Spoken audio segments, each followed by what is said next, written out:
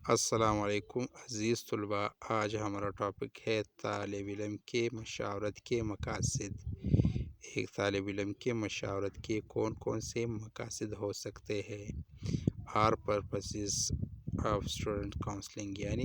Student کے مشاورت کے کیا کیا مقاصد ہو سکتے ہیں۔ ان میں پہلا جو ہے وہ ہے طلباء کو ان معاملات کے بارے میں معلومات پہنچانا جو اس کی کامیابی کے لیے اہم ہو، یعنی اسٹوڈنٹ کو اپنے سکسیس ایریا کے بارے میں انفارم کرنا، ان معاملات کے بارے میں جہاں پر اسٹوڈنٹ کی انفارمیشن نہ ہو یا ان کی معلومات نہ ہو تو ان کو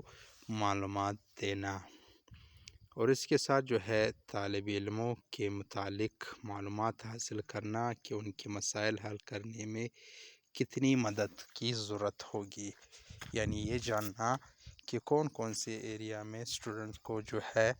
وہ ہیلپ کی ضرورت ہے۔ تو اس کے لیے یہ ضروری ہے کہ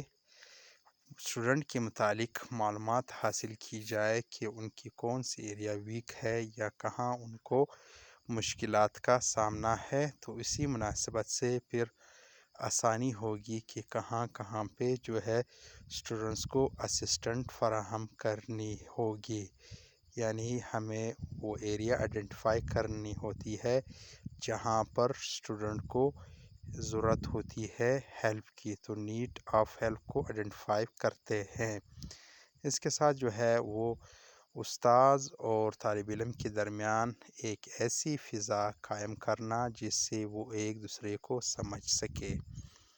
یعنی سینس آف انڈرسٹینڈنگ، یعنی ایک دوسرے کو سمجھنے کے لیے ایک دوسرے کے بیہیویئر، ایک دوسرے کے ایٹیٹیوڈ، ایک دوسرے کے مائنڈ سیٹ کو سمجھنے کے لیے ایک فرینڈلی ماحول جو ایٹماسفیئر ہے اس کو قائم کرنا، اس کو اسٹیبلش کرنا، یہ بھی مشاورت کے مقاصد میں سے ہیں۔ اور اس کے ساتھ طالب علم کی مدد کرنا تاکہ وہ اس منصوبے پر کام کر سکے جس سے اس کی مسائل ختم ہو سکے، یعنی اسٹوڈنٹ کو ایک ٹریک پہ چلانا، کوئی ایسا پلان اس کو دینا، اس کو موٹیویٹ کرنا کہ اس پلان پر کام کرے جس سے اس کی جو پرابلمز ہے وہ ختم ہو سکے، یعنی صرف جسٹ اسٹوڈنٹ کو ہیلپ آؤٹ کرنا کہ وہ ایک پروجیکٹ پہ یا ایک پلان پہ کام کر سکے جس سے اسٹوڈنٹ کے جو مسائل ہے وہ ختم ہو سکے۔ نمبر 5 پہ ہے طالب علم کی اس طرح مدد کرنا کہ وہ اپنے آپ کو بہتر طور پر جان سکے، خاص طور پر اپنی دلچسپیاں، صلاحیتیں، قابلیتیں، رویے اور مواقع وغیرہ کو جان سکے، یعنی اسٹوڈنٹ کو اس طرح ہیلپ آؤٹ کرنا کہ وہ جو اس کی انٹرسٹ ہے، جو اس کی کیپیسٹی ہے، جو اس کی ٹیلنٹ ہے، جو اس کی بیہیویئر ہے، جو اس کی اپورچونٹی ہے، وہ اس کو بہتر انداز پہ جان سکے۔ تو اسٹوڈنٹ کو جب اپنی دلچسپیوں، اپنی صلاحیتوں، اپنی اہلیت یا قابلیت یا اس کا جو رویہ ہے، اس کا جو ایٹیٹیوڈ ہے اور مواقع ہے، وہ اگر اس کو معلوم ہو تو بہتر انداز میں اسٹوڈنٹ اس کو یوٹیلائز کر کے اپنا جو فیلڈ آف انٹرسٹ ہے اس میں وہ پرفارمنس دے سکتا ہے۔ اس طرح طالب علم کی حوصلہ افزائی کرنا، اس میں خاص صلاحیتیں اور صحیح رویے پیدا کرنا، یہ تاکہ وہ جو اس کا فیلڈ ہے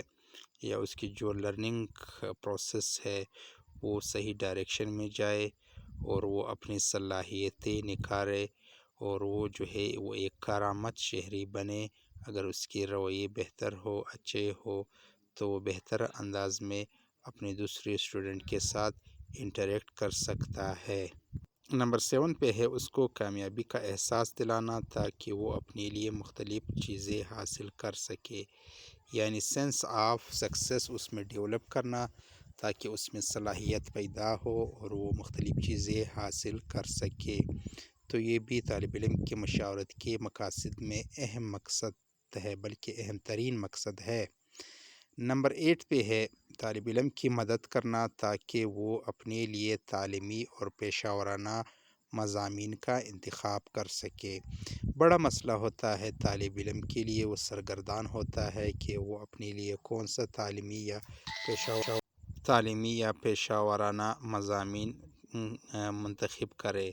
تو اس ضمن بھی یہ مشاورت کے مقاصد میں ہے کہ وہ سبجیکٹ سلیکشن اگر وہ تعلیمی ہو یا پیشہ ورانہ ہو، ان کے انتخاب میں اسٹوڈنٹ کی ہیلپ کرے، تو یہ بھی مشاورت کے مقاصد میں شامل ہے۔